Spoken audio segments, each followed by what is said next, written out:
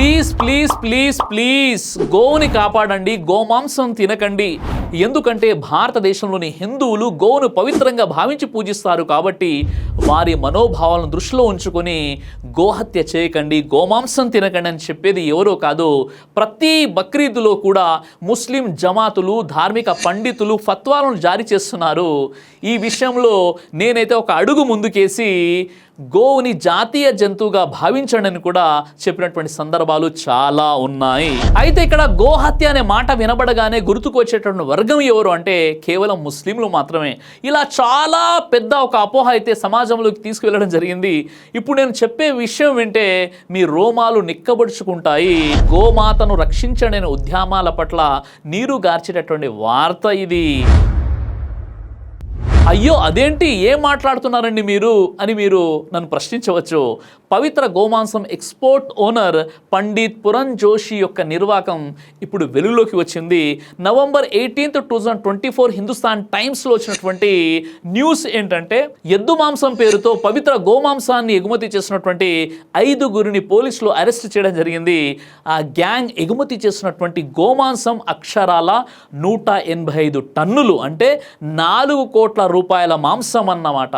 అంత పెద్ద మొత్తంలో గోమాంసాన్ని ఎక్స్పోర్ట్ చేయాలంటే ఓ అతిపెద్ద కోల్డ్ స్టోరేజ్ కూడా కావాలి కదా.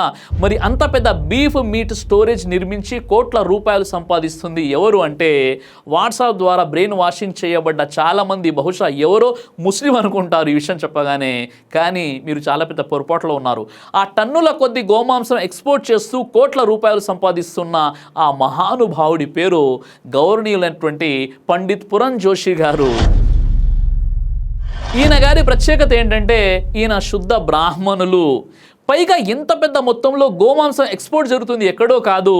ముస్లింలను గోమాంస భక్షకులని ముద్ర వేసి గోహత్య చట్టాలను తెచ్చి వారి ఇళ్లను అలవోకగా బుల్డోజర్లతో కూల్చేసే ప్రభుత్వం ఉన్న ఉత్తరప్రదేశ్లో.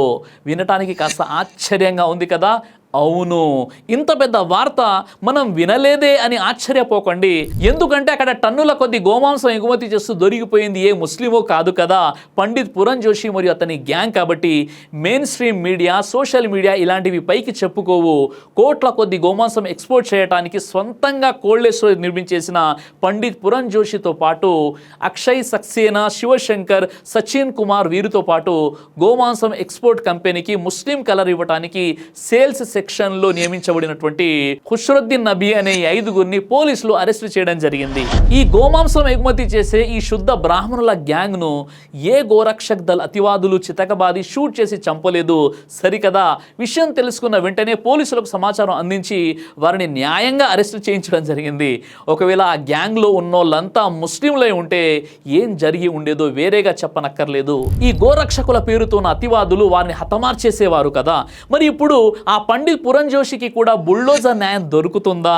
అతనికి, అతని గ్యాంగ్కి వ్యతిరేకంగా కట్టర్ హిందూ ఫేస్బుక్ మేధావులు, వాట్సాప్ గ్యాంగులు వ్యాసాలు, పోస్టులు పెట్టి వీడియోలు చేసి వారిని దేశ ద్రోహులని, గోమాంస హంతకులని ముద్ర వేసి ఖండించగలరా? ఈ సంఘటనలపై రాజాసింగ్ లాంటి గోరక్షకులు ఆవేశంగా ఇప్పుడు మాట్లాడగలరా? ఇలాంటి $1 మిలియన్ ప్రశ్నలు ఇప్పుడు ముస్లిం సమాజంలో తలెత్తుతున్నాయి. ఈ విషయం నేను ఎందుకు చెప్తున్నానంటే గతంలో గోమాంసాన్ని ఎగుమతి చేస్తున్నాడు అన్న అనుమానంతో ముస్లిం అనుకుని ఒక హిందువును చంపిన విషయం మీకు గుర్తుందో లేదో. ఫరీదాబాద్లో August 24 సరిగ్గా తెల్లవారుజామున ఓ 19 ఏళ్ల యువకుడు హత్య గురి చేయబడ్డాడు. ఎందుకు అంటే అతని స్నేహితులతో కలిసి కారులో వెళుతుండగా వారు గోమాంసం ఎగుమతి చేస్తున్నారన్న సమాచారం అందడంతో గోరక్షక్ దళ్కు చెందినటువంటి గ్యాంగ్ ఆ కారును వెంబడించింది. చివరికి ఆ కారులో చూడ్డానికి అచ్చం ముస్లింలా కనబడే ఆర్యన్ మిశ్రా అనే బ్రాహ్మణ యువకుని ఎంత బ్రతిమిలాడినా వినకుండా తీవ్రంగా చితకబాది చివరిలో గన్తో షూట్ చేసి వెళ్ళిపోతారు. ఆ తర్వాత ఆ యువకుడు ముస్లిం కాదని బ్రాహ్మణ యువకుని ముస్లిం అని పొరబడి చంపినందుకు గోరక్షక్ దళ్ గ్యాంగ్ లీడర్ అయినటువంటి అనిల్ కౌశిక్ ఆ యువకుడి తండ్రిని ఓ బ్రాహ్మణుడిగా ఉంటూ ఓ బ్రాహ్మణుని చంపినందుకు బాధపడుతున్నానని చెప్పి సింపుల్గా క్షమాపణ అడిగేశాడు. అంటే ఇక్కడ గోరక్షక్ దళ్ వారికి ఒక సమాచారం అందింది. వెళ్తున్నటువంటి కారులో గోమాంసాన్ని ఎగుమతి చేస్తున్నారు ముస్లింలని. వారిని వెంబడించారు. చివరికి చూడ్డానికి ముస్లింలో ఉన్నటువంటి ఆర్యన్ మిశ్రా అనేటువంటి ఒక బ్రాహ్మణుణ్ణి చంపేశారు. అతడు ఎంత బ్రతిమలాడుతున్నప్పటికీ నేను ముస్లిం కాదురా బాబు అని చెప్పిన వినకుండా చివరికి చంపేసి అతని తండ్రి వద్దకు వచ్చేసి మీరు క్షమించండి, నేను కూడా ఒక బ్రాహ్మణే, మీ కొడుకు కూడా బ్రాహ్మణ్ కాబట్టి నేను ఒక బ్రాహ్మణునిగా ఉండి బ్రాహ్మణుని చంపినందుకు క్షమించండి సింపుల్గా క్షమాపణ కోరి వెళ్ళిపోయినటువంటి సంఘటన కూడా మన కళ్ళ ముందు ఉంది.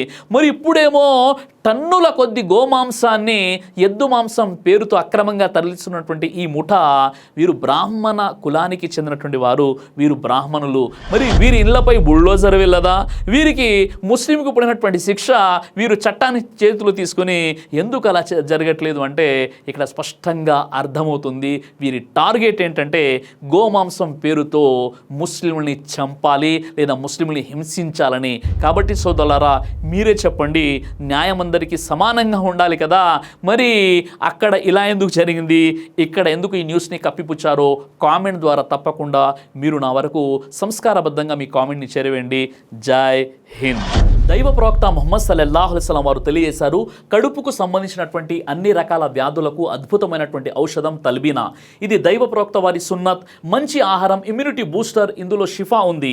ఇది మంచి ఔషధంగా కూడా పనిచేస్తుంది కాబట్టి పిల్లలు అయినా పెద్దలు అయినా ఎవరైనా దీనిని ఉపయోగించవచ్చు. అలాగే ఖురాన్లో దైవం తెలియజేశాడు, తేనెలో మీకు స్వస్థత ఉంది అని. కాబట్టి స్వచ్ఛమైనటువంటి ఫారెస్ట్ హనీ కోసం మీరు సంప్రదించండి. అలాగే పురుషుల కోసం ప్రత్యేకంగా తయారు చేయబడినటువంటి షాహీ హల్వా, ఇది లైంగిక సమస్యలను దూరం చేసి శృంగార సామర్థ్యాన్ని పెంచుతుంది, మీ దాంపత్య జీవితంలో మంచి అనుభూతినిస్తుంది. ఇందులో ఎలాంటి సైడ్ ఎఫెక్ట్స్ లేవు. ఇది కంప్లీట్గా హెర్బల్ ప్రొడక్ట్స్తో తయారు చేయబడినటువంటిది. కాబట్టి స్క్రీన్పై కనిపిస్తున్నటువంటి ఈ నెంబర్స్కి కాల్ చేసి మీరు ఇప్పుడే ఈ ప్రొడక్ట్స్ని ఆర్డర్ చేసుకోవచ్చు. కొరియర్ ఫెసిలిటీ కూడా ఉంది. ఆలస్యం ఎందుకు, వెంటనే ఆర్డర్ చేయండి.